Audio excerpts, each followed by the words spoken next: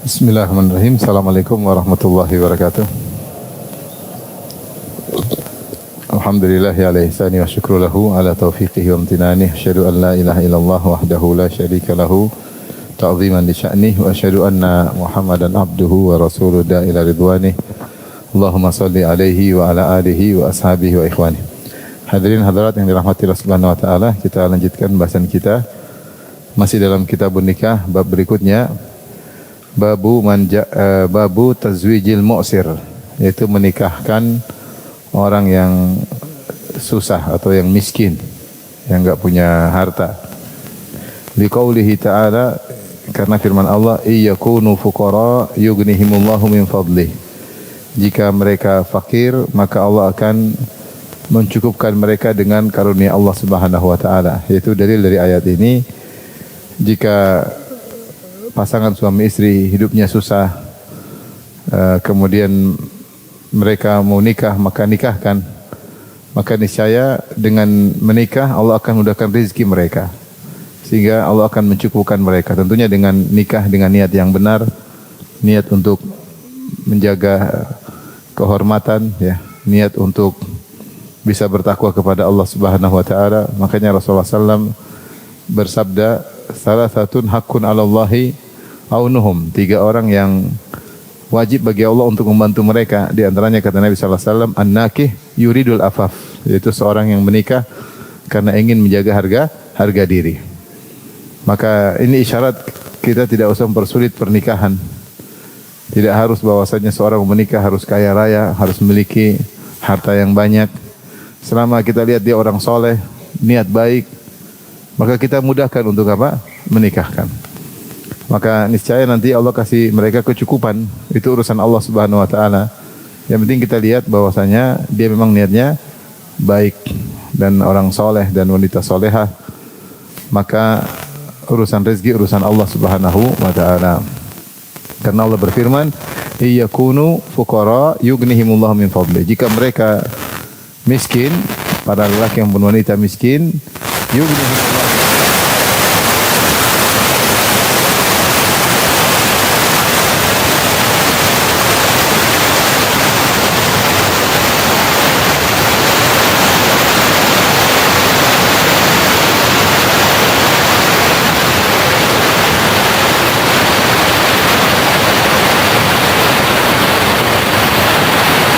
sahabat yang mulia Sahal bin Sa'ad As-Sa'idi radhiyallahu anhu, qala ja'at imra'atun ila Rasulillah. Ada seorang wanita datang menemui Nabi sallallahu alaihi wasallam, faqalat, kemudian dia berkata, ya Rasulullah, ji'tu ahabulaka nafsi. Ya Rasulullah, aku datang untuk menghadiahkan diriku kepadamu. Yaitu di antara keistimewaan Nabi, Nabi boleh menikah dengan wanita tanpa mahar, di mana wanita itu menghadiahkan dirinya untuk Nabi sallallahu alaihi wasallam. Dalam Al-Qur'an Allah mengatakan dalam surat Al-Ahzab, wa imra'atan mu'minatan in wahabat nafsaha lin-nabi in arada an-nabi ayastankihaha khalisatan laka min dunil mu'minin. Jika ada seorang wanita menghibahkan, menghadiahkan dirinya kepada engkau wahai Rasulullah, jika Nabi ingin menikahinya, ya, maka kata Allah, khalisatan laka, ini hanya untuk engkau, min dunil mu'minin. Adapun mukmin lain tidak boleh. Maka tidak boleh menikah tanpa mahar. Kalau orang menikah tanpa mahar sah atau tidak? Yang benar sah, tetapi tetap harus bayar mahar misal. Jadi kalau seorang laki nikah sama perempuan, sudah menikah ternyata tidak sebut mahar, tidak bayar mahar, sah atau tidak? Ada khilaf, tapi yang benar sah. Terus maharnya bagaimana? Sesuai dengan wanita seperti ini biasanya maharnya berapa? Maka tetap dia harus bayar karena tidak disebutkan dalam pernikahan. Kecuali Nabi boleh menikah tanpa apa? Mahar. Seperti wanita ini. Rasulullah juga menikah langsung dengan Zainab bintu Jahshin tanpa sebut mahar. Allah langsung nikahkan. Falamma qadha Zaidun minha wataran zawwajnakaha. Tatkala Zaid selesai menceraikan Zainab, Zaid bin Harithah menceraikan Zainab bintu Jahshin, zawwajnaka, kami menikahkan engkau dengan Zainab. Maka Nabi ketika ketemu Zainab tanpa lamaran, tanpa langsung datang ketemu. Karena Allah yang menikahkan. Makanya Zainab bintu Jahshin, dia sepupu Nabi, dia berkata, membanggakan dirinya, zawwajakunna ahalikunna wa zawwajani Allah min fawqi sab'i samawat. Kalian istri-istri Nabi yang lain yang nikahkan kalian wali-wali kalian. Itu bapak kalian kayak apa kalian kayak beda dengan saya, anak kalian kayak yang nikahkan saya adalah langsung dari langit atas langit yang 7 yaitu Allah Subhanahu wa taala. Dan tidak disebut mahar-mahar ketika menikah dengan Zainab bintu Jahsyin. Maka ini keistimewaan Nabi sallallahu alaihi wasallam ya. Maka kalau ada seorang saya ingin bersedekah dengan putri saya nikah tanpa mahar, ini tidak boleh. Ya, tidak boleh. Nikah tanpa mahar hanya boleh untuk siapa? Nabi sallallahu alaihi wasallam. Adapun selain Nabi maka harus pakai mahar. Ada seorang wanita datang kepada Nabi dan dia berkata, "Ya Rasulullah, ji'tu ahabu laka nafsi." Saya datang untuk menghibahkan diriku untuk Anda. Itu untuk siap dinikahi.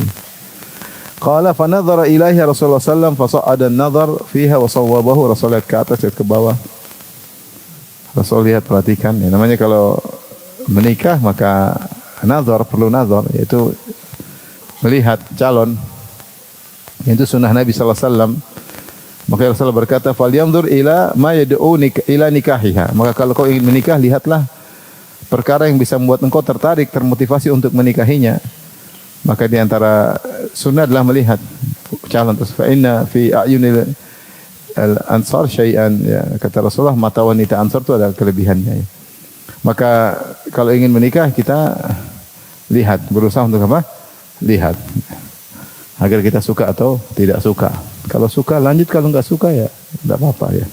Daripada enggak ngelihat, nekat terus habis itu menyesal. Ya. Karena saya ketemu ada orang seperti itu. Dia setelah menikah kemudian menyesal ya. Dia bilang saya cuma lihat tulisan perempuan itu bagus tulisannya. Jadi tulisan itu punya tulisan wanita itu punya tulisan di suatu majalah.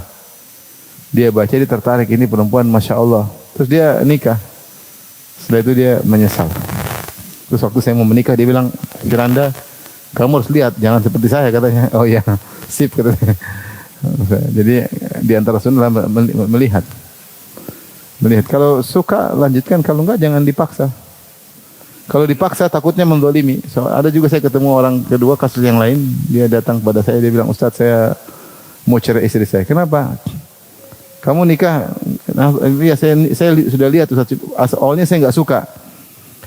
Saya enggak suka dia, cuma saya pikir dia wanita soleha maka saya tetap apa? Menikahinya. Tapi sekarang saya tidak kuat lagi." Saya bilang, "Kamu yang salah. Kenapa kau tidak suka? Kenapa nekat untuk menikahi? Kalau kau tidak suka, biarkan nanti ada yang suka. Sekarang kau nikah, itu anaknya orang, putrinya orang, terus kau nikah kau gitukan saja, bagaimana sih? Sudah punya anak, sudah lagi, repot." Saya bilang, Allah alam ya gimana ya. Maksud saya, kita jangan menzalimi orang, seandainya itu putri kita, seandainya itu adik perempuan kita ya. Maka jangan asal kita mempermainkan wanita-wanita. Maka Rasulullah melihat atas ke bawah. Yang perhatikan, "Tsumma ta'a Rasulullah." Rasulullah tundukkan kepalanya. Itu Rasulullah enggak mau. Rasulullah enggak mau. Rasulullah diam. Falamma ra'atil mar'atu annahu lam yaqdi fiha syai'an jalasat. Wanita ini nunggu. Rasulullah juga ngomong. Rasulullah enggak enak mau bilang enggak enak. Rasulullah pemalu. Mau bilang kepada wanita tersebut enggak. Dia datang semangat terus enggak. Akhirnya Rasulullah diam aja. Wanita ini juga tatkala melihat Rasulullah tidak memutuskan sesuatu untuknya, jalasat, maka dia pun duduk. Wanita ini pun duduk, bingung, tidak ada keputusan. Sepertinya Rasulullah tidak mau ya. Faqama rajulun min ashabihi, maka berdiri seorang laki dari sahabat Nabi berkata, "Ya Rasulullah, illam yakun laka biha hajatun fazawwijniha." Kalau memang Anda tidak mau, buat saya aja ya Rasulullah. Kalau Anda tidak mau, tidak ada keperluan buat dia, nikahkan saya dengan dia. Nikahkan saya dengan dia ya. Zahirnya wanita ini tidak punya wali ya. Makanya dia tidak datang dengan apa? Walinya, tapi dia menghadiahkan apa? Dirinya. Oleh karena kalau tidak punya wali, yang menjadi wali adalah penguasa, dan penguasa ketika itu adalah siapa? Rasulullah sallallahu alaihi wasallam. Rasulullah sallallahu alaihi wasallam. Dan demikian bahwasanya sultan waliyu man la waliyalahu. Sultan penguasa adalah wali bagi yang tidak ada walinya. Kalau perempuan tidak punya wali, yang menikahkan siapa? Penguasa.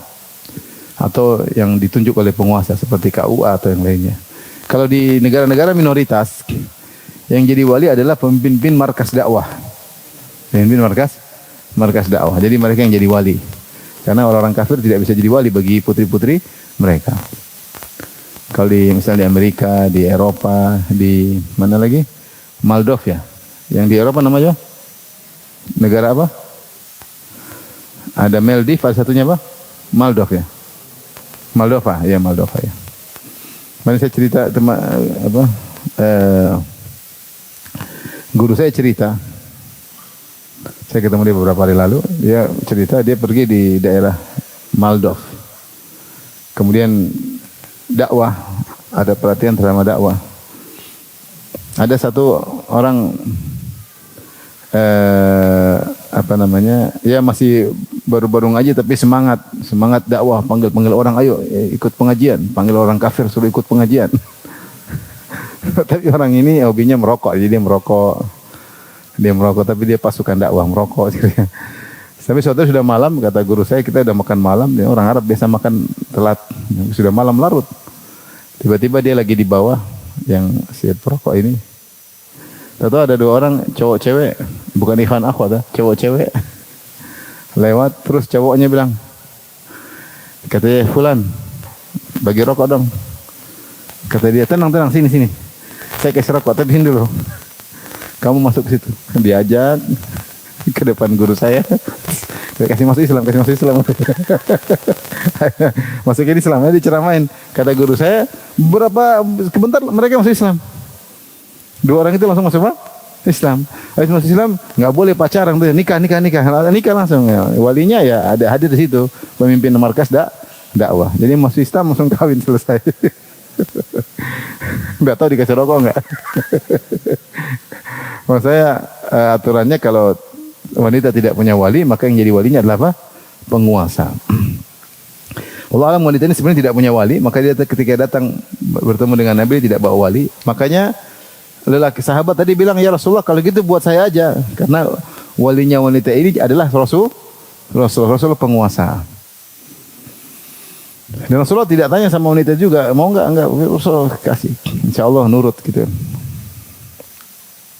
Kalau kau tidak perlu ya Rasulullah, nikahkan dia denganku.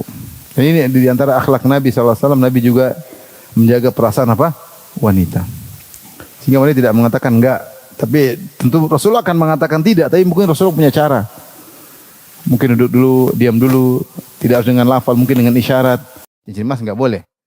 Kalau cincin besi boleh atau tidak ada khilaf. Datang dalam satu hadis dikatakan ini perhiasan penghuni neraka. Namun sebenarnya mendhaifkan hadis tersebut. Tapi intinya ada cincin besi. Entah punya dia, entah punya wanita. Tapi cincin besi bernilai. Boleh dipakai wanita atau tidak. Ada pakai lelaki atau tidak. Khilaf di kalangan para ulama. Maka Rasulullah mengatakan, unzur walau khataman min hadid. Coba cari meskipun hanya sebuah cincin besi. Cincin besi berarti murah. Bukan cincin perak. Maksudnya kalau itu ada, itu bisa jadi mahar. Fadhahaba thumma raja'a. Dia pergi, cek, balik lagi. Allah, Rasulullah tunggu. Subhanallah. Sabar Rasulullah. Maka dia berkata, la wallahi ya Rasulullah, wala khataman min hadid. Tidak ada ya Rasulullah. Satu cincin pun tidak ada. Cincin besi tidak ada, apalagi cincin perak. Menjadi mahar. Tapi kemudian dia punya ide. Dia bilang, walakin hadza izari. Tapi saya punya sarung ya Rasulullah. Saya punya sarung. Bisa jadi apa? Mahar. Dia nekat. Ya Rasulullah, saya punya sarung. Kata Sahal, dia punya sarung tapi dia nggak punya selendang. Jadi dia hadir pengajian cuma pakai sarung. Dulu sahabat miskin-miskin. Bayangkan dia hadir ikut pengajian nggak pakai selendang. Jadi baju atas nggak ada. Dia cuma punya apa? Sarung. Tapi dia pede. Saya masih punya sarung ya Rasulullah. Untuk apa? Jadi mahar. Kata Sahal, malah hurida. Dia nggak punya sarung, nggak punya selendang. Berarti dia ikut pengajian dengan badan atas terbuka atau kainnya dilinting-linting intinya. Sahabat dulu miskin. Makanya dulu para ulama membahas tentang bagaimana hukum sholat pakai satu lembar kain. Karena sebagian sahabat tidak punya baju kecuali satu lembar kain. Apakah boleh dililit-lilit sampai ke atas kemudian sholat? Apakah boleh sholat hanya pakai sarung aja tanpa ada tutupan atas? Itu dibahas oleh para ulama karena mereka dulu banyak miskin. Kita baju saubrok-obrok ya enggak? Baju banyak. Subhanallah. Ibu-ibu apalagi baju banyak. Banyak mereknya macam-macam bikin pusing suami.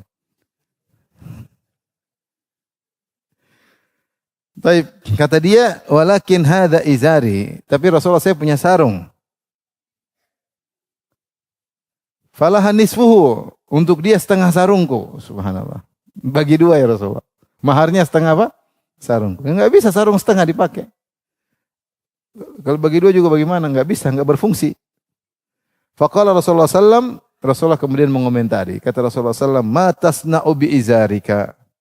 Apa yang bisa kau lakukan dengan sarungmu? In labistahu lam yakun 'alaiha min syai'. Kalau kau pakai, istrimu enggak bisa pakai. Wa in labisatu, kalau dia pakai kau enggak bisa pakai. Lam yakun 'alaika minhu syai'. Beda kalau sarungmu ada dua, sarung cuma satu. Kalau sarung dua boleh satu kasih mahar, satu pakai. Kalau satu terus gimana mau kasih mahar? Lu kasih dia mahar kau pakai apa? Fajalas ar-rajul, orang itu pun duduk terdiam tapi semangat, diam mikir kan. Diam apa yang harus dia lakukan. Hatta idza tala majlisuhu, sampai panjang lama waktu, enggak ada keputusan. Rasulullah sudah berusaha. Coba cari, lihat, ada enggak? Rasulullah nungguin. Maksudnya Rasulullah tawadhu sampai perhatian sama orang miskin ini. Makanya disebut oleh saya sering sampaikan di antara tawadhu Nabi begitu perhatian sama orang miskin. Ini orang enggak punya apa-apa.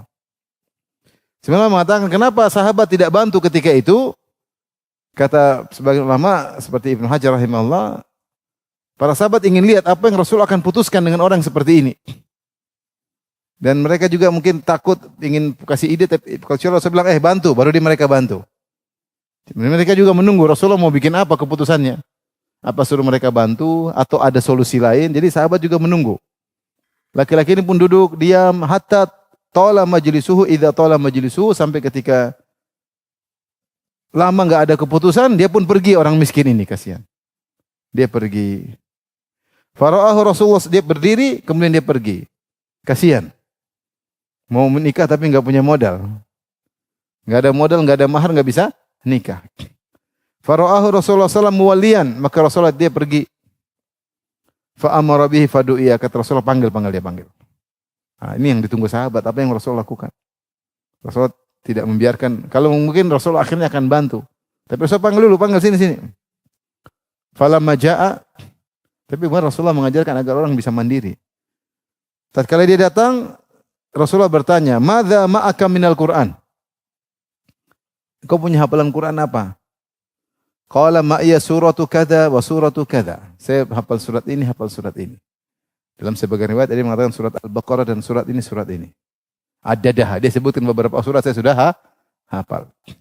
Qala taqra'uhunna ala dhahri qalbi. Kau hafal, kau bisa baca tanpa ada tulisan?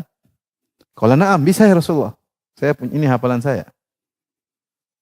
Qala idhab, pergilah engkau, faqad mallaktukaha bima ma'aka minal Qur'an. Kalau gitu nikahi wanita tadi, saya telah nikahkan engkau dengannya dengan Al-Qur'an yang ada pada dirimu.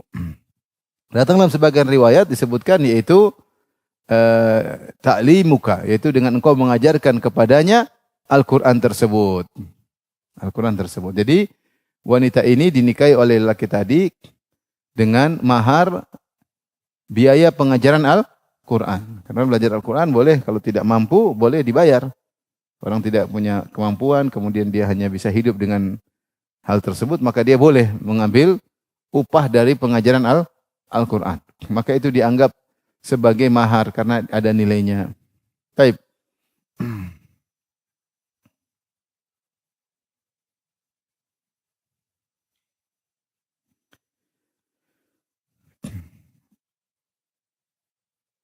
Tadi penjelasan Syekh bin Baz. Jadi Syekh bin Baz menyatakan kenapa para sahabat tidak segera membantu lelaki ini, ya. Karena para sahabat ingin tahu apa yang akan Rasulullah putuskan bagi lelaki ini. Ternyata tadi disuruh untuk menikah wanita tersebut, maharnya dengan mengajarkan Al-Quran.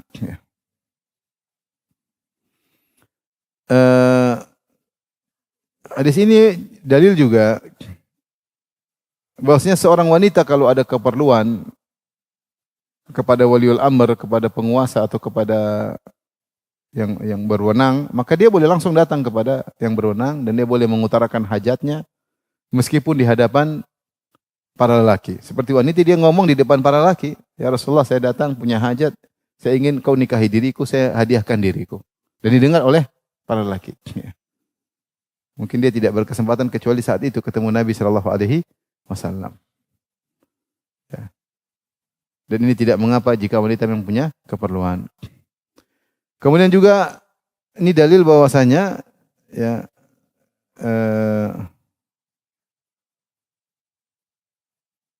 seorang boleh menawarkan dirinya kepada seorang soleh jika memang tidak menimbulkan apa fitnah. Tentunya yang terbaik kalau tadi tidak ada fitnah kan di depan banyak orang. Kalau japri agak susah ya. Tapi kalau lebih elegan lagi sebagai disebut oleh para ulama melalui walinya, melalui saudaranya. Maka tidak mengapa seorang misalnya menawarkan putrinya kepada orang yang dia anggap bertanggung jawab, baik, ekonomi bagus, soleh, dia boleh tawarkan. Jadi percaya orang ini soleh, bertanggung jawab ya. Maka dia boleh tawarkan putrinya atau dia tawarkan adik perempuannya atau dia tawarkan kakak perempuannya. Ya. Atau dia punya ibu, dia ingin nikahkan sama bapaknya sudah meninggal, silakan mau nikah ibu saya. Boleh aja ya. Boleh aja. Ini salah satu bentuk berbuat baik kepada putri kita, berbuat baik kepada adik kita, berbuat baik kepada kakak kita. Kita carikan pasangan yang baik. Apalagi zaman sekarang, cari pasangan yang baik tidak mudah. Tidak mudah. Banyak hal yang aneh-aneh. Tidak tahu lelaki ini tanggung jawab atau tidak. Tidak tahu hakikatnya, kecuali setelah menjalani kehidupan rumah tangga. Oleh karena kalau seorang dan wanita tidak punya kemampuan untuk mengecek dengan baik, berbeda dengan kita para lelaki, maka kita boleh carikan buat putri kita atau adik perempuan kita, kakak perempuan kita, cari pasangan yang baik untuk mereka dan ini tidak mengapa. Seperti Umar bin Khattab radhiyallahu anhu ketika suami dari Hafsah meninggal dunia, dia tawarkan kepada Utsman. Utsman bilang saya enggak ingin nikah. Tawarkan kepada Abu Bakar. Abu Bakar hanya diam aja. Akhirnya ternyata Nabi yang mau nikahi Hafsah. Tawarkan kepada Utsman. Utsman bilang saya pikir dulu. Kata Utsman, sepertinya hari ini saya lagi tidak mau nikah. Akhirnya kemudian datang kepada Abu Bakar. Ya Abu Bakar, ini Hafsah putriku, kalau kau ingin nikah silakan. Kemudian Abu Bakar diam aja. Sehingga Umar agak jengkel. Abu Bakar ini kok diam-diam aja. Bilang ya, enggak gitu. Abu Bakar diam aja. Nah dia pilihkan ini suami soleh Abu Bakar. Abu Bakar udah punya istri juga. Tapi dia tahu yang bisa mengurusi putrinya orang soleh seperti Abu Bakar. Abu Bakar diam aja. Akhirnya ternyata Rasulullah yang melamar. Maka akhirnya ketemu lagi sama Abu Bakar. Kata Abu Bakar, mungkin kau kemarin marah sama saya. Iyalah. Saya tidak beri jawaban kepadamu. Iya. Kata Abu Bakar, kenapa? Karena saya dengar Nabi sebut-sebut Hafsah. Saya tidak ingin buka rahasia Nabi SAW. Seandainya Nabi tidak menikahinya, saya akan menikahinya. Cuma Abu Bakar tidak kasih jawaban. Karena kalau Abu Bakar bilang iya, padahal Nabi kepingin, Abu Bakar enggak pingin mendahului Nabi SAW. Kalau Abu Bakar bilang tidak, ternyata Nabi juga tidak kan, padahal dia pingin Hafsah. Makanya saya tidak kasih jawaban kemarin. Subhanallah, bagaimana fikihnya siapa? Abu Bakar. Dan dia bilang, kau marah kemarin ya. Maka dia jelaskan. Ya, kamu tersinggung ya. Dia jelaskan. Dan intinya, seorang boleh menawarkan putrinya atau adik perempuannya, kakak perempuannya dengan mencarikan suami bagi mereka dengan cara yang elegan, dengan cara yang baik.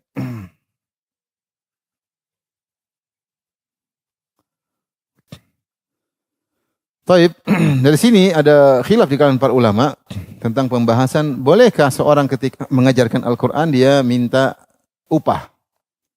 Karena dalam hadis ini Rasulullah menjadikan upah mengajar wanita tersebut sebagai mahar. Rasulullah mengatakan inna ahaqqa ma akhadtum alaihi ajran kitabullah. Sebaik-baik sebaik-baik upah yang kalian ambil adalah upah dari mengajarkan Al-Quran. Demikian juga kisah seorang ketika sahabat meruqyah. Ada orang yang mereka minta untuk dijamu, namun tidak dijamu, akhirnya ada yang sakit, sahabat kemudian meruqyah, kemudian mereka minta dikasih upah yang dikasih kambing ketika itu. Maka ada khilaf dengan para ulama, secara umum 3 pendapat. Pendapat pertama mengatakan tidak boleh mengambil upah dari pengajaran Al-Quran dan pengajaran agama sama sekali. Karena itu adalah suatu yang tercela. Ini adalah ibadah, maka jangan mencari dunia di balik ibadah tersebut. Dan inilah cara para nabi. Para nabi seluruhnya tidak ada yang mengambil upah di balik dakwah mereka. Kata Allah, "Qul la as'alukum alaihi min ajr." Katakanlah ya Muhammad, aku tidak minta kepada kalian upah. Kata Nabi Nuh alaihissalam, "Ya qaumi la as'alukum alaihi mala, in ajriya illa 'ala Allah." Wahai kaumku, aku dakwah ini 900 tahun, 950 tahun aku tidak minta upah sama sekali. Sungguhnya pahalaku di sisi apa? Allah Subhanahu wa ta'ala. Aku harus berpahala dari Allah Subhanahu wa ta'ala. Demikian juga dalam surat Yasin, di mana seorang yang berdakwah mengatakan, "Ittabi'u man la yas'alukum ajran wa hum muhtadun." Ikutilah para rasul yang mereka tidak minta upah sama sekali dari kalian sementara mereka dapat hidayah. Dan ini juga adalah sifat para nabi. Jika mereka minta upah maka mereka tertuduh punya niat yang tidak baik, punya tujuan-tujuan duniawi sementara mereka niatnya murni karena Allah Subhanahu wa taala. Maka ini pendapat pertama mengatakan, kalau enggak salah pendapat sebagian Hanafiyah, bahwasanya tidak boleh mengambil upah sama sekali. Pendapat kedua mengatakan boleh, mereka berdalil dengan seperti hadis ini. Bahwasanya laki ini menjadikan upah dia ngajar istrinya sebagai mahar. Maka itu bernilai uang karena mahar itu enggak boleh sesuatu yang tidak bernilai, harus bernilai. Cuma para ulama khilaf minimal mahar berapa? Ada khilaf. Ada yang mengatakan semua yang ada nilainya boleh jadi mahar. Ada yang mengatakan tidak, harus rubu' dinar, 1/4 dinar, sekitar 1 gram emas harus nilai segitu. Ada yang mengatakan harus 1 dinar, 10 dirham, 1 dinar. Ada yang mengatakan setengah dinar, yaitu 5 dirham. Sehingga sebagian ulama menyebutkan minimal kadar mahar. Yang benar, mahar apapun yang penting bernilai, disepakati oleh kedua belah pihak, wanitanya mau maka sah, meskipun cincin besi. Karena cincin besi nilainya murah, meskipun cuma 1 dirham. Selama istri wanita tersebut setuju boleh. Oleh karenanya, ketika Rasulullah menikahkan wanita ini dengan laki tadi apa maharnya? Berupa sesuatu yang bernilai. Bernilai tersebut pengajaran. Berarti ketika dia ngajar istrinya sebenarnya dia dibayar, namun bayar itu jadi gratis, karena itu sebagai mahar. Sebagai mahar. Seperti juga tadi hadis, "Inna ahaqqa ma akhadtum alaihi ajran kitabullah." Sebaik-baik upah yang kalian ambillah upah mengajar Al-Quran, maka sebagian ulama dan ini mayoritas mengatakan boleh mengambil upah dari pengajaran taklim. Pendapat yang 3, pendapat yang tengah, ini pendapat disebutkan oleh Ibnu Taimiyah rahimahullahu taala yang juga dikuatkan oleh Shinqiti dalam kitabnya Adwa'ul Bayan. Di Majmu' Fatawa Ibnu Taimiyah jilid 30 harus halaman 204 ya. Halaman 204.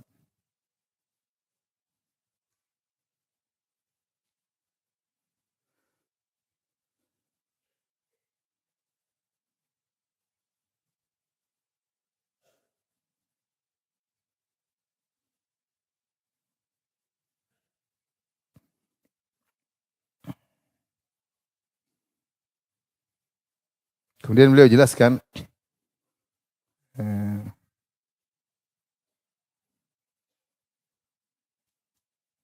Ibnu Taimiyah menjelaskan yang bolehkan, yang tidak bolehkan. Kemudian disebutkan pendapat yang ketiga, dan ini yang beliau pilih. Wa man farraqa bainal muhtaj wa ghairihi wa huwa aqrabu. Yang membedakan antara yang butuh dengan tidak butuh. Kalau engkau tidak punya kemampuan, tidak punya penghasilan, sementara punya anak dan istri, kau boleh ambil upah dari apa? Persyaratkan, saya mau ngajar tapi saya digaji sekian. Karena saya harus ngurus apa? Anak, istri. Kalau boleh, kalau ada keperluan, maka ini boleh. Kalau tidak ada keperluan, maka tidak boleh. Ya.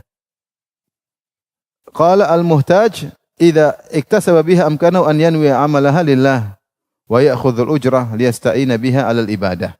Sehingga ketika dia niat dia minta upah untuk ngajar Al-Quran, itu pun dia niatkan ini bukan untuk saya foya-foya, tapi uang ini juga untuk ibadah, kayak saya harus ngurus anak istri saya. Dan nafkah untuk anak istri juga merupakan apa?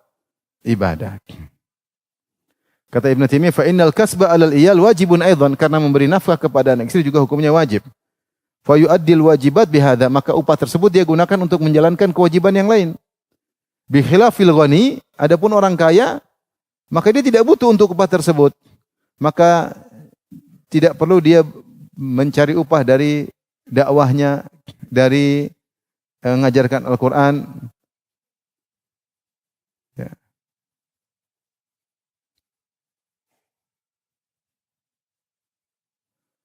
Ini pendapat Ibnu Taimiyah rahimahullahu taala. Dan beliau berkata,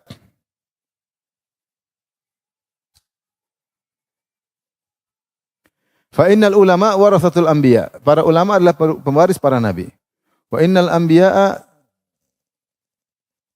saya bacakan dari awal. Alhamdulillah, kata beliau, amma ta'limul Qur'an wal ilm fa bi ghairi ujrah fa huwa afdalul a'mal. Sungguhnya mengajarkan Al-Qur'an dan mengajarkan ilmu tanpa minta upah adalah amal terbaik.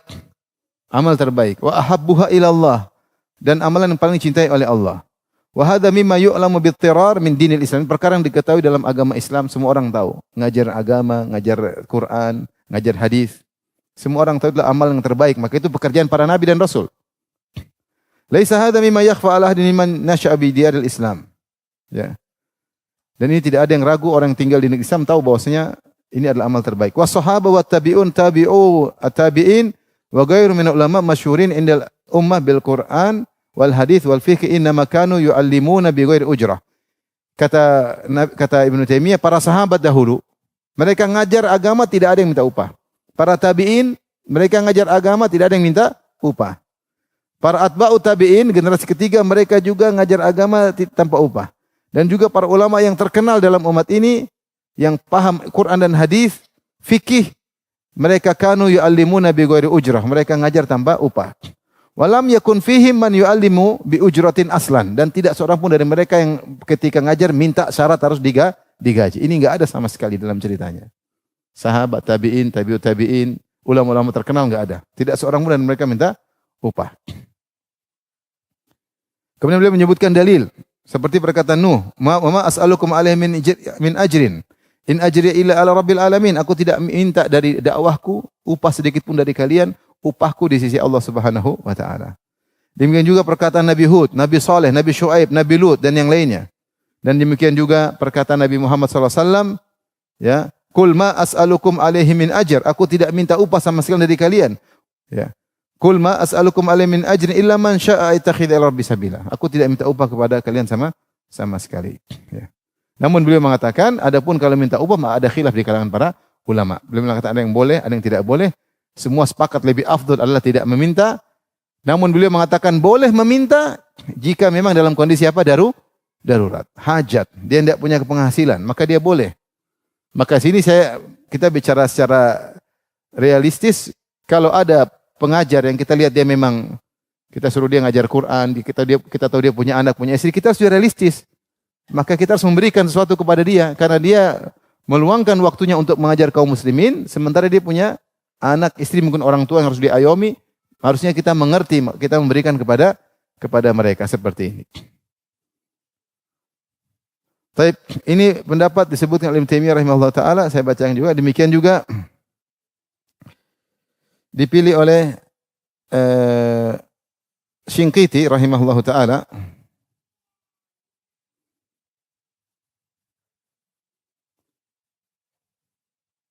Kata beliau, wa yu'khadhu min hadhil ayatil karimat, ayatul karimah, ayat-ayat yang tadi yang para nabi tidak minta upah. Anal wajib ala atba'ir rusul minal ulama wa ghairihim, yang wajib bagi para pengikut Rasul dari kalangan para ulama dan selain mereka, an yabdhulu ma indahum minal ilmi majanan. Hendaknya mereka mengajarkan ilmu mereka yang mereka miliki dengan gratis. Min ghairi akhdhi iwadhin ala dhalik, tanpa meminta upah dari pengajaran tersebut. Wa annahu la yanbaghi akhdhul ujra ala ta'limi kitabillahi ta'ala, dan tidak pantas bagi mereka untuk mengambil upah gara-gara mengajarkan Al-Qur'an. Wa ala ta'limil aqaid, dan juga dalam rangka mengajarkan akidah, wal halal wal haram. Demikian juga mengajarkan perkara fikih halal dan haram. Harusnya demikian harusnya, kecuali kalau dapat darurat. Summa qala, kemudian beliau berkata, alladzi yadhhar li, menurutku yang lebih kuat, wallahu taala alam, annal insan idza lam tad'ul hajatu daruriyah, kalau tidak ada kondisi yang darurat, fal aula lahu alla ya'khudha 'iwadan 'ala ta'limil Quran. Maka jangan dia ambil upah dari pengajaran Al-Qur'an. Wal aqaid wal hal wal haram. Ya. Lil adillatil madhiyah, karena dalil-dalil yang sebelumnya, jangan diambil upah kalau ngajar akidah, ngajar fikih, jangan. Wa in da'atul hajah, kalau memang ada keperluan maka silakan. Akhadha biqadri darurah min baiti mal muslim, maka diambil sesuai dengan ukuran keperluan dari kas kaum muslimin. Lianna dhahir anna al-ma'khudh min baitil mal min qabilil i'anah, karena yang diambil dari harta kaum muslimin adalah bantuan alal qiyam bi ta'lim, agar dia bisa mengerjakan ta'lim, la min qabil ujrah, bukan karena ujrah, ya. Jadi mau saya ikhwan, maka para dai berusaha melatih diri mereka untuk tidak meminta-minta upah sebisa mungkin kepada orang-orang yang diajar, agar pahalanya sempurna di sisi Allah Subhanahu wa taala. Kalau dalam kondisi terdesak boleh. Seperti sekarang ada pondok-pondok, ada ya mereka ada bayar, ya itu wajar, karena kalau enggak pondoknya mungkin enggak jalan, ya. Bagian mereka juga harus konsentrasi ngajar, kemudian enggak bisa kalau enggak konsentrasi cari kerja, mereka enggak bisa ngajar, ya. Tapi ada kawan di suatu daerah, dia ngajar, ini cerita nyata, dia ngajar tulus, saking ikhlasnya dia enggak dikasih sama sekali sama apa? Masyarakat. Akhirnya pulang enggak ada apa-apa. Istrinya bilang udah berhenti pengajian, enggak usah pengajian, kau kerja aja. Karena pengajian kita makan apa kalau enggak dikasih sama orang, ya. Seperti ini darurat, seperti ini apa? Darurat. Makanya kalau kita ingin menjaga harga diri usaha tersebut, enggak usah dia yang minta, tapi kita kasih pengertian, kasih pengertian, ya. Tapi kalau seorang ustaz sudah berkecukupan, ngapain dia minta-minta? Ngapain dia minta-minta kasih bayar-bayaran? Saya rasa tidak pantas, ya, tidak pantas. Kalau dia mau kasih hadiah. Rasulullah juga menerima apa? Hadiah.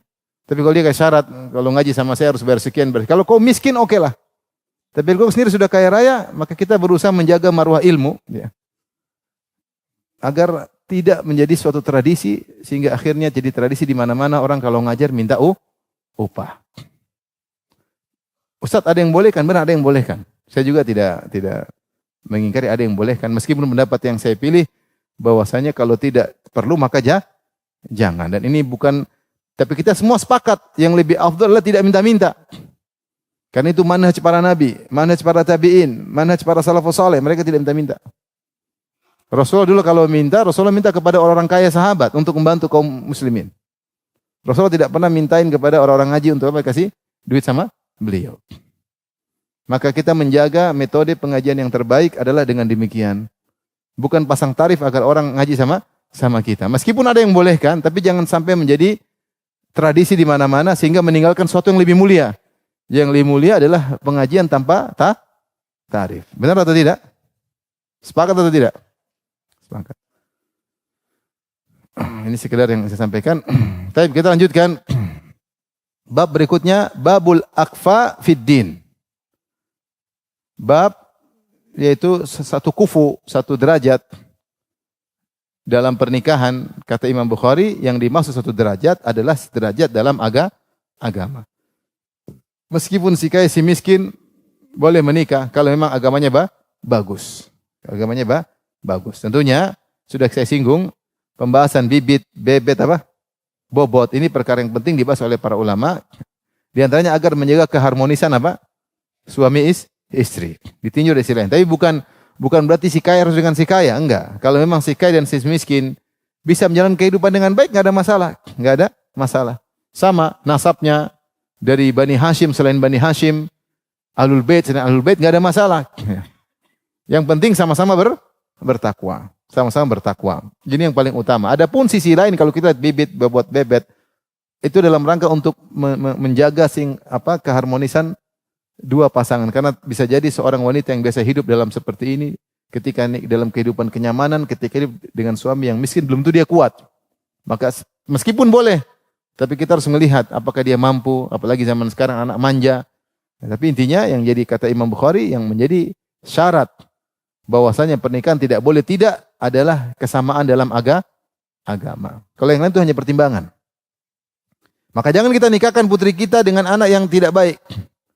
Jangan kita nikahkan putra kita dengan wanita yang tidak baik. Kalau agamanya bagus, itu yang pertama kita lihat. Kedua baru kita lihat sisi yang lain.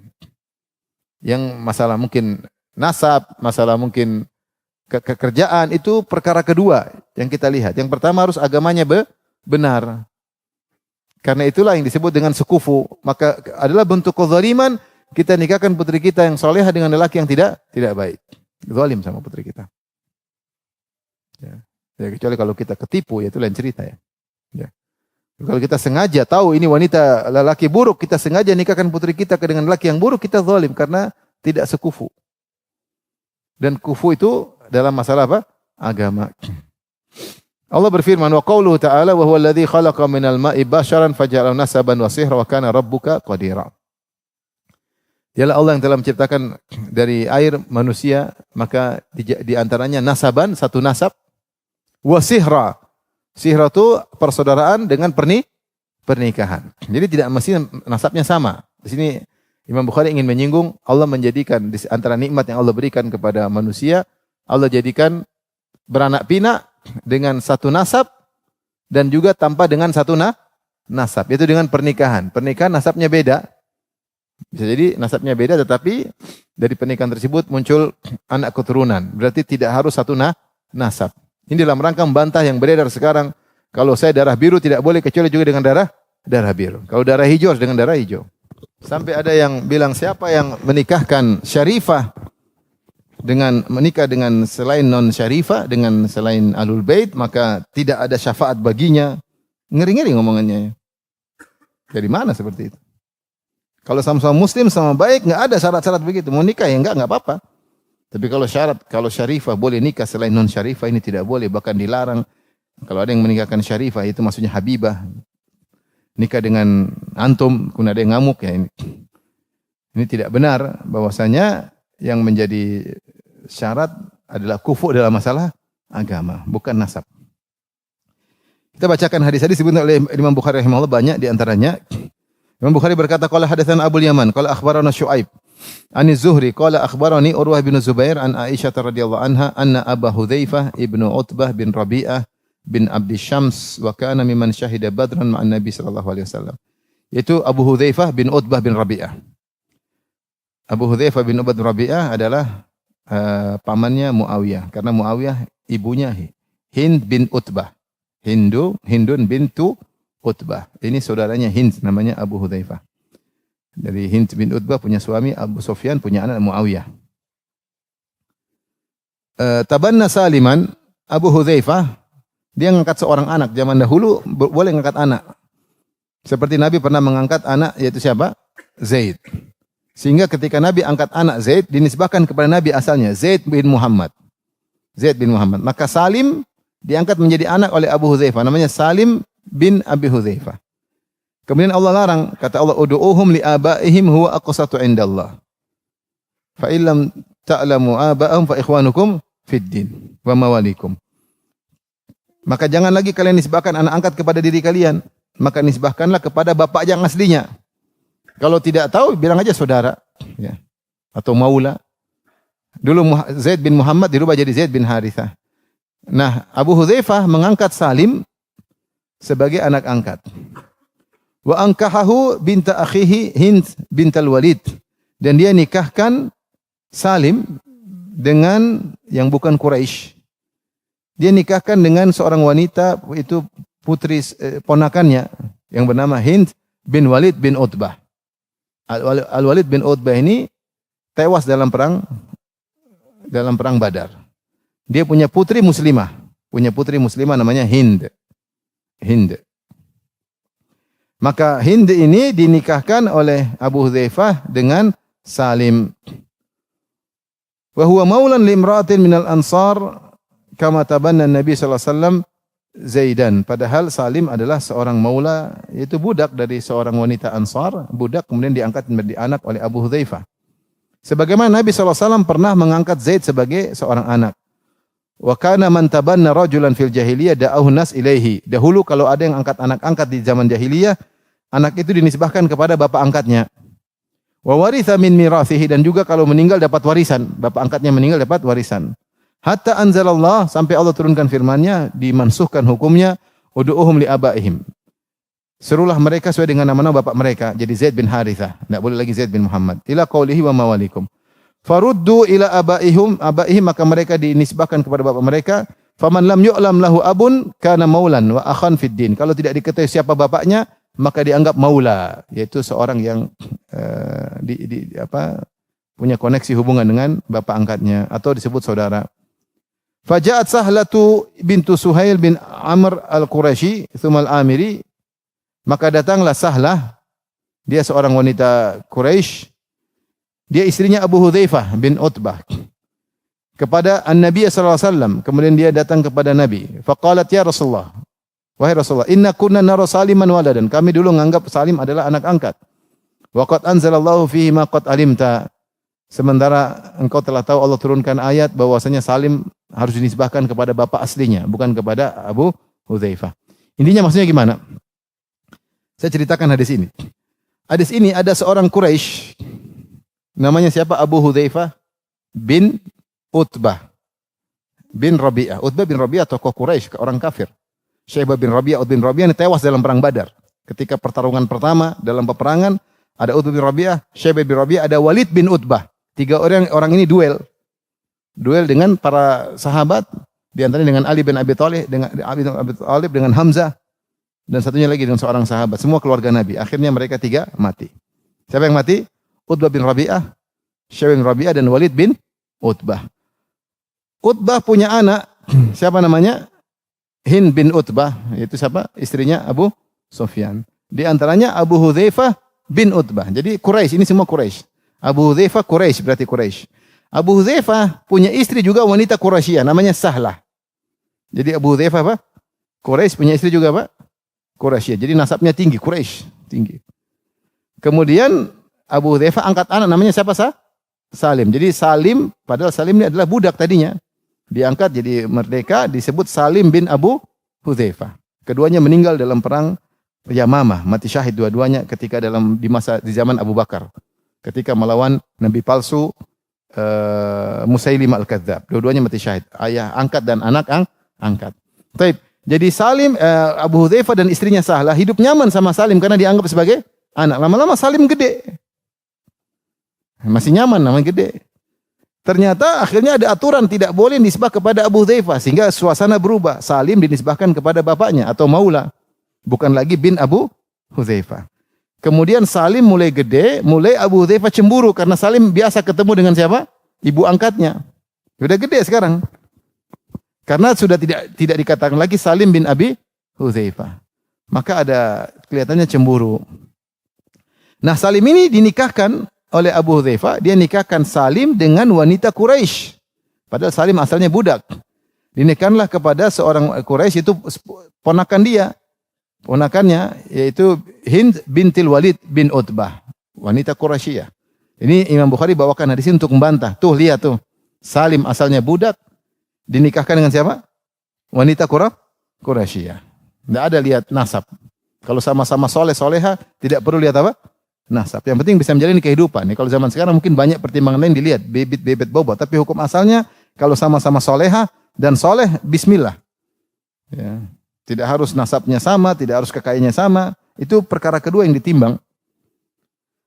Akhirnya dalam hadis ini, akhirnya si Sahlah istrinya Abu Hudzaifah datang kepada Nabi, ya Rasulullah, gimana saya dengan Salim ini sudah gede. Nanti akan kita bahas dalam mungkin hadis berikutnya. Maka kata Rasulullah, susuin dia biar jadi mahram. Kata Sahlah, ya Rasulullah, dia sudah punya jenggot, gimana saya susuin dia? Kata Rasulullah, susuin. Akhirnya dia susuin. Ada yang mengatakan makanya disusuin. Akhirnya jadilah Salim mahram bagi Sahlah untuk ketemu. Dan nanti ada khilaf. Akhirnya Aisyah radhiyallahu taala anha berpendapat dengan pendapat ini. Kalau ada laki-laki sudah gede baru jadi mahram, suruh nyusu kepada wanita tersebut. Ya. Istri-istri lain Nabi mengatakan enggak. Ini pendapatnya Aisyah. Bisa jadi ini kekhususan Salim. Karena Salim sejak kecil sudah bersama siapa? Sahlah. Jadi dari kecil sudah sama. Jadi cuma suasana berubah ketika tidak boleh bilang Salim bin Abi Hudzaifah. Sehingga suasana berubah. Hudzaifah tadinya Abu Hudzaifah tadinya tidak cemburu jadi cemburu. Maka khilaf nanti insyaallah ada pembahasannya. Cuma saya ceritanya begitu. Nanti masalah orang besar nyusui. Nanti kita bahas lah sebelum banyak pikiran. Baik, nanti ada bahasanya Mas Nasir tadi ada babnya. Nanti insyaallah ada ini. Ya. Bab man qala la radha'a ba'da haulain. Bab yang mengatakan tidak boleh nyusui lagi kalau sudah lewat 2 tahun. Berarti ini menyelisih pendapat siapa? Aisyah. Nanti insyaallah pembahasannya. Tapi intinya di sini yang menjadi perhatian kita, ternyata Abu Hudzaifah menikahkan Salim dengan wanita Quraisy. Padahal secara nasab Arab yang paling tinggi apa? Quraisy. Seperti itu. Kita tahu bahwasanya saya bacakan kata Syekh bin Baz, al-maqsud anal kafa'ah hiya al-kafa'ah fid din. Yang dimaksud kafa'ah syarat pernikahan adalah sama dalam agama. An-nas kulluhum wahidun bani Adam. Semua manusia sama dari bani Adam. Wa bainahumul ansab wal ashar, dan di antara hubungan mereka ada dengan nasab, jalur darah dan dengan pernikahan. La fadla di Arabi ala ajami. Tidak ada keistimewaan orang Arab di atas orang non-Arab. Wala li hurrin aslan ala hurrin bil itaq. Dan tidak ada perbedaan antara orang yang merdeka dengan orang yang tadinya budak jadi merdeka. Sama-sama merdeka, enggak ada perbedaan. Liqaulihi Nabi sallallahu alaihi wasallam, liqaulihi ta'ala, karena Allah berfirman, ya ayuhan nasu inna khalaqnakum min dzakarin wa untha wa ja'alnakum syu'uban wa qabaila lita'arafu. Wahai manusia sekalian, kami jadikan kalian dari lelaki dan wanita, kemudian kami jadikan kalian berbangsa-bangsa, bersuku-suku, lita'arafu, untuk saling mengenal, bukan untuk saling merendahkan. Ini penyakit tidak hilang-hilang dari umat Nabi sallallahu alaihi wasallam, merendahkan nasab apa? Yang Eropa menjelekan yang Yahudi menjelekan selain Yahudi. Ya. Sebagian suku ini menjelekan suku ini. Bahkan satu suku misalnya saling punya nasab-nasab juga. Oh, kamu dari bin ini, kamu dari bin ini, saling menghina. Ini dari mana seperti ini? Kata Allah, inna akramakum indallahi atqakum, yang paling mulia si Allah yang paling bertakwa. Oleh karenanya Abu Hudzaifah menikahkan Salim kepada ponakannya, padahal ponakannya Quraisy. Di antaranya juga Nabi menikahkan Zaid bin Harithah, padahal dia ada di budak. Zaid bin Harithah budak. Nabi merdekakan, Nabi nikahkan dengan sepupunya, Zainab binti Jahshin, sebelum nikah dengan Nabi. Al-Asadiyah, Zainab binti Jahshin. Ya, dari orang wanita merdeka. Sepupu Nabi. Maka perkaranya mudah. Yang penting adalah bertakwa kepada Allah Subhanahu wa taala. Maka tidak mengapa seorang Arab menikah dengan non-Arab. Tidak jadi masalah, perkaranya lapang. Kemudian kata Syekh bin Baz menyindir, kata beliau, Banu Hashim yarawna annahu la yakunu kuf'an lahum ila Hashimi. Sebagian Banu Hashim, yaitu Ahlul Bait, memandang bahwasanya tidak ada yang sederajat dengan mereka kecuali ada di Bani Hashim juga. Wa hadza min jahlil mutaakhirin. Dan ini adalah orang-orang bodoh di antara mereka yang belakangan. Padahal orang awal mereka tidak demikian. Fa Mus'ab bin Zubair nakah bintal Husain. Mus'ab ibnu Zubair menikah dengan putrinya Husain. Padahal dia bukan Bani Hashim. Menikah dengan putrinya Husain. Putrinya Husain Bani Hashim bukan? Bani Hashim, Syarifah. Utsman bin Affan dari Bani Umayyah, bukan Bani Hashim. Menikah dengan 2 putri Nabi sallallahu alaihi wasallam. Ruqayyah, kemudian Ummu Kulthum. Ya. Wal As bin Rabi' juga bukan dari Bani Hashim. Menikah dengan Zainab bintu Muhammad sallallahu alaihi wasallam. Tidak mengapa selain Bani Hashim menikah dengan Bani Hashim, enggak ada masalah. Adapun mengatakan kalau tidak sama Bani Hashim, tidak sama-sama syarif, tidak sama syarifah, ini kebodohan. Tidak ada aturan seperti itu, ya. Apalagi meremehkan dan merendahkan nasab-nasab yang lain yang Allah nilai adalah apa? Inna akramakum indallahi atqakum, yang paling mulia, yang paling bertakwa. Makanya kata seorang penyair, laqad rafal Islamu Salman Al-Farisi, sungguh Islam telah mengangkat derajat Salman Al-Farisi, padahal dia dari Persia.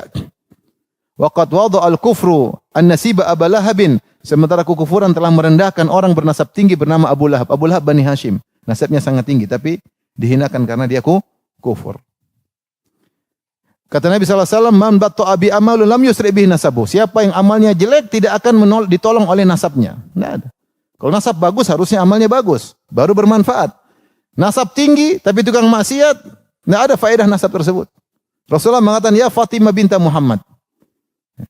Salini mimma lima syi'ti, la ugni anki minallahi syai'a. Aku tidak bisa menolong kau. Minta harta saya kasih, dia tidak bisa menolong kau di hari akhirat.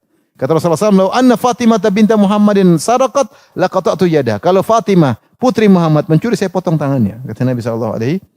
Makanya Anda merasa bahwa saya keturunan siapa, kemudian pasti masuk surga, itu omong kosong. Enggak ada seperti itu. Keturunan Nabi Ismail bin Ibrahim banyak. Quraisy itu semua keturunan Ismail bin Ibrahim. Tapi ada Abu Lahab, ada Abu Jahal, ada Walid bin Utbah, ada Syaibah bin Utbah, semua ini keturunan Nabi Ismail bin Ibrahim. Kata Allah Subhanahu wa taala, "Wa barakna alaihi wa ala Ishaq," kami berkahi Ibrahim dan keberkahi anaknya Ishaq, "wa min dzurriyyatihima," dan dalam surat Shaffat, dan di antara keturunan mereka, keturunan Ibrahim dan keturunan Nabi Ishaq alaihi salam, "muhsinun wa zalimun li nafsihi mubin." Ada yang saleh dan ada yang kafir nyata. Apakah semua keturunan Nabi Ibrahim baik? Tidak. Yahudi keturunan Ibrahim. Apakah semua keturunan Ishak baik? Sebenarnya mengatakan Eropa semua keturunan Ishak. Macam-macam. Memang kita keturunan Nabi, kita cuma keturunan Nabi Adam. Keturunan Nabi pasti baik. Tidak ada sebenarnya. Kita punya nasab mulia keturunan Nabi. Tapi kalau nasabmu buruk, amalmu buruk tidak bermanfaat nasabmu. Oleh karenanya dalam pernikahan yang penting takwa. Satunya Arab, non Arab enggak ada masalah. Satunya dari keturunan Al-Bait, bukan Al-Bait, enggak ada masalah. Dan itu terjadi pada orang-orang terdahulu. Ali bin Abi Thalib punya putri namanya Ummu Kulthum. Dia nikahkan dengan Umar bin Khattab. Umar bin Khattab Quraisy Adawi, bukan Ahlul Bait. Nikah dengan putrinya, adiknya Hasan Hussein, yaitu Ummu Kulthum. Kemudian punya anak namanya Zaid bin Umar, tapi meninggal akhirnya semuanya. Tapi Ali nikahkan putrinya. Padahal Umar Ahlul Bait atau bukan? Bukan. Baik, kita lanjutkan sedikit lagi. Al-Imam Bukhari berkata, qala hadatsana Ubaid bin Ismail, qala hadatsana Abu Usama. Jadi maksudnya ikhwan, kalau kita dapat punya calon mantu yang soleh, bismillah ya. Ya bukan berarti soleh terus ya nganggur, enggak punya, enggak juga maksudnya, oke lah. Kalau kita bisa bantu kasih dia pekerjaan, yang penting dia baik. Senang dengan agama, sering ke masjid, rajin, cerdas, sudah bismillah. Nanti kita yang kasih kerjaan, aman. Kalau kita mau bantu. Jadi kita taruh putri kita pada orang yang tidak jelas. Yang buat bukan dia bikin baik, dia bikin dia sengsara. Kita punya adik perempuan, jadikan suami yang baik, yang soleh, yang baik. Maka saya punya kawan, dia menikah dengan Syarifah. Syarifah itu gadis, dilamar oleh banyak perjaka-perjaka, ditolak sama bapaknya. Ketika kawan saya yang maju, padahal kawan saya bukan Syarifah, orang biasa. Saya orang Indonesia. Ketika maju diterima, padahal istri kedua itu Syarifah. Ketika ditanya, bapak mertuanya mengatakan, lebih baik saya taruh kepada orang yang jelas. Maksudnya daripada taruh kepada laki-laki yang enggak jelas. Ya pandangan orang beda-beda. Maksudnya kita cari kalau buat adik kita, kakak perempuan kita, cari yang baik. Baik. Hadis berikutnya, an Hisham an Abi an Aisyah radhiyallahu anha qalat dakhala Rasulullah sallallahu alaihi wasallam ala Dhuba'ah binti Zubair faqala laha la'allaki aratil hajja. Kata Rasulullah, sepertinya kau ingin haji wahai Dhuba'ah. Qalat wallahi la ajiduni ila waj'ah. Saya lihat saya sakit. Faqala laha huji washtariti. Hendaknya engkau berhaji dan kau beri persyaratan. Quli Allahumma mahilli haitsu habastani. Ya Allah, aku bertahalul di mana engkau menghalangi aku. Wa kana tahtal Miqdad bin Aswad. Sementara Dhuba'ah bin Zubair adalah istrinya Al-Miqdad bin Aswad. Ini cerita Dhuba'ah. Dhuba'ah dia mau haji tapi dia merasa kayaknya saya bakalan sakit. Dan kalau kita tahu dalam aturan haji dan umrah, kata Allah, wa atimul hajja wal umrata lillah. Sempurnakanlah haji dan umrah. Jadi di antara ibadah kalau sudah mulai tidak boleh berhenti adalah haji dan umrah. Beda dengan salat. Kita salat Allahu Akbar, kita pengen berhenti aja. Kita batalkan tengah jalan, batal tapi tidak ada bayar apa-apa. Tidak ada yang harus kita bayar. Beda dengan haji dan umrah. Kalau sudah bilang labbaik Allahumma umrah atau labbaik Allahumma hajjan, harus sampai selesai. Kalau enggak selesai, batal tengah jalan, harus potong kambing. Kata Allah, wa atimul hajja wal umrata lillah fa in uhsirtum famastaysara minal hadi. Sempurnakanlah haji dan umrah karena Allah. Kalau kalian terhalangi tidak bisa melanjutkan, maka potong kambing atau onta. Ada pembayaran kalau putus tengah jalan. Beda kalau puasa enggak ada bayar apa-apa.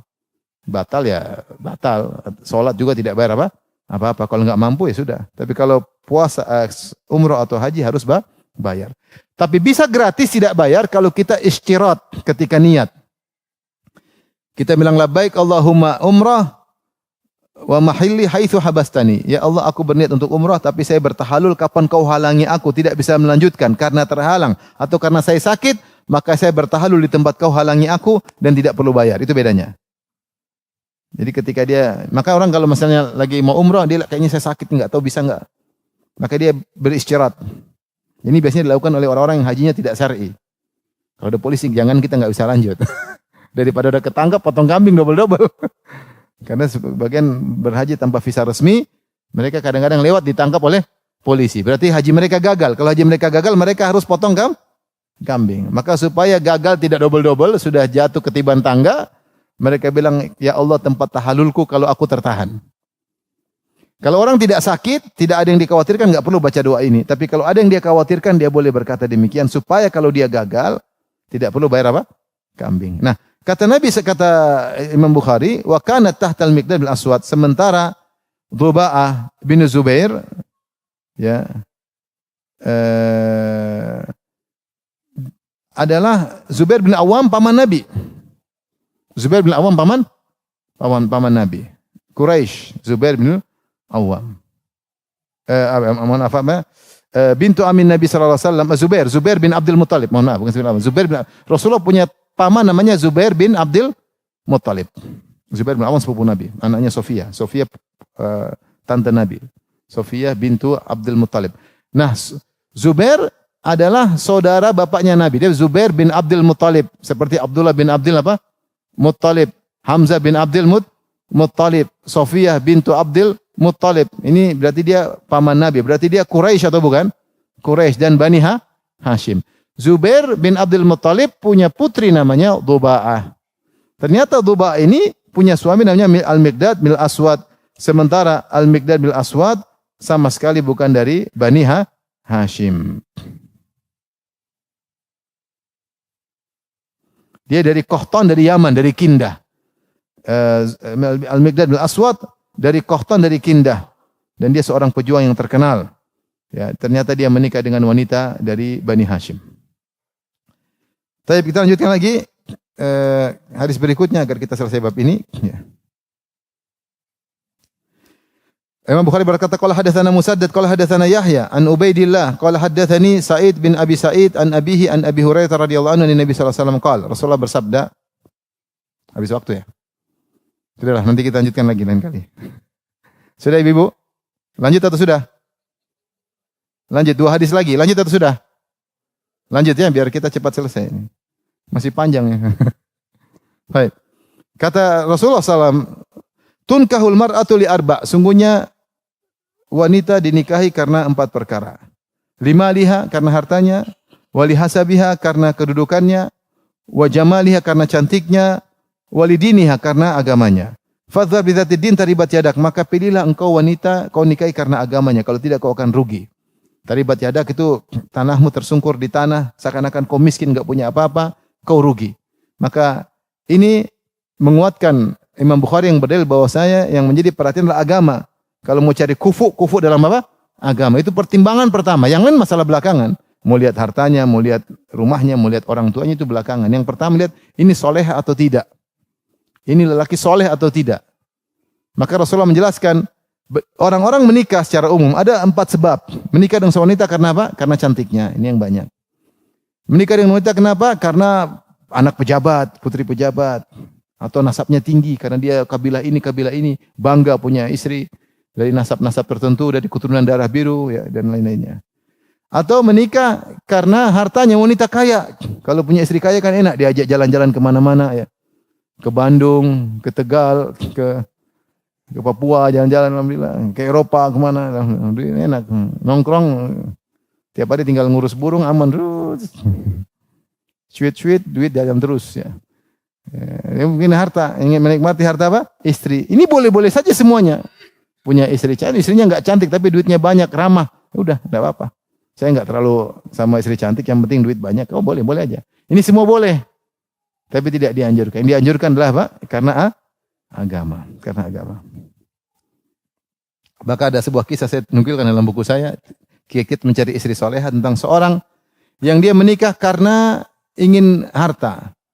Maka dia ingin harta, akhirnya dia nikah dengan wanita kaya, maka dia malah terhina.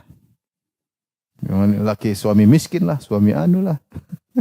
Pengen dikasih duit malah terhina. Menikah dengan orang yang nasabnya tinggi, anak pejabat. Pengen menikah ternyata malah dihina sama keluarganya. Dia pengen derajatnya naik, dia malah terhina, tidak nyaman, tidak merasakan fungsi sebagai seorang suami. Malah dipandang remeh sama keluarganya, kasihan. Ya. Sama, ingin menikah sama wanita sangat cantik, tapi wajah dia pas-pasan, akhirnya istrinya ngejek terus. Kamu untung nikah sama saya. Saya rugi nikah sama kau, wajah kayak begini, duit nggak ada. Tapi ketika dia nikah sama wanita yang soleha, dia dihormati, dia jadi raja. Meskipun nggak punya uang seperti punya uang. Ketika istrinya apa? Soleha. Tapi mana wanita seperti itu? Cari aja, mungkin ada insyaallah. Mudah-mudahan ada. Baik, kita lanjutkan hadis terakhir. Imam Bukhari berkata, qala hadatsana Ibrahim bin Hamzah, qala hadatsana Ibnu Abi Hazim an abihi an Sahal, qala marra rajulun ala Rasulullah sallallahu alaihi wasallam faqala, ada seorang lewat di depan Nabi. Rasulullah tanya sama sahabat, apa komentar kalian tentang orang ini? Ma taquluna fi hadza? Menurut kalian bagaimana orang ini? Qalu hariyun in khataba an yunka. Ini orang kalau ngelamar pasti diterima. Orang terkenal, punya duit banyak. Ini orang seperti model gini kalau ngelamar pasti diterima. Wa in syafa an yushafa. Kalau kasih rekomendasi pasti diterima rekomendasinya. Berarti orang top atau tidak? Orang top. Wa in qala an yustama. Kalau dia ngomong pasti didengar. Ini orang hebat. Kalau ngelamar pasti diterima. Semua orang ingin punya mantu seperti dia. Kalau rekomendasi pasti dihormati, diterima rekomendasinya. Kalau ngomong pasti didengar. Tsumma sakata, Rasulullah diam ketika dengar komentar sahabat tentang orang ini. Famarra rajulun min fuqara'il muslimin. Kemudian lewat ada orang miskin lewat. Rasulullah bertanya lagi, orang kedua ini miskin lewat. Kata Rasulullah, "Ma taquluna fi hadza?" Menurut kalian bagaimana tentang orang ini? Yang miskin ini? Sahabat menjawab, "Hariyun in khataba alla yunkah." Pasti orang ini kalau ngelamar ditolak. Antum bilang gue banget tuh. Wa in syafa'a alla yushaffa. Kalau kasih rekomendasi enggak ada yang terima rekomendasinya. Wa in qala alla yustama. Kalau ngomong enggak ada yang mau dengar. Berarti orang miskin, siapa yang mau dengar orang miskin bicara? Siapa yang mau terima mantu miskin? Tolak. Apa kata Nabi? Kata Rasulullah SAW, "Hadza khairum min al-ardi mithla hadza." Ini yang kedua yang kalian bilang gini, dibandingkan dengan 1 miliar orang pertama lebih bagus yang pertama, yang kedua. Sepenuh bumi ada orang model pertama yang kaya yang ini, masih lebih afdol ini satu orang. Luar biasa. Kata Imam Bukhari maksudnya, lihatlah bagaimana kedudukan mereka berdua di sisi Allah. Ternyata yang Allah nilai adalah apa? Masalah agama. Kita pingin hidup ini kan untuk akhirat. Maka pilihlah pasangan yang mengerti tentang agama, yang kita harapkan bisa mengurus anak-anak kita dengan agama, yang berharap kita harus bisa menjaga dirinya dengan agama, yang bisa menegur kita kalau kita salah karena dia ngerti agama, yang bukan diajak kerjasama untuk maksiat. Tapi kalau nggak ngerti agama sama-sama ya, sayang nonton film Korea bagus nih, kerjasama. Kerjasama dalam nonton film Korea. Ada film baru, ayo pergi bioskop nonton bareng. Bukannya kerjasama sholat malam, kerjasama nonton film apa? Korea. Kalau pikirannya dunia terus, ayo kita ke Eropa, kita ada beli tas-tas mahal-mahal di sana. Bikin duit suami. Kalau wanita soleha, ngapain bi? Ayo beli, enggak usah lah bi, ngapain? Kita umroh aja bi. Ya, gitu. Udah bi, umroh terus-terusan, bosan bi, kita ke Eropa. Ada tas mahal sana, satu tas 1 miliar. Endasmu 1 miliar. Maka carilah yang soleha dan yang Demikian saja. Wabillahi taufiq. Assalamualaikum warahmatullahi wabarakatuh.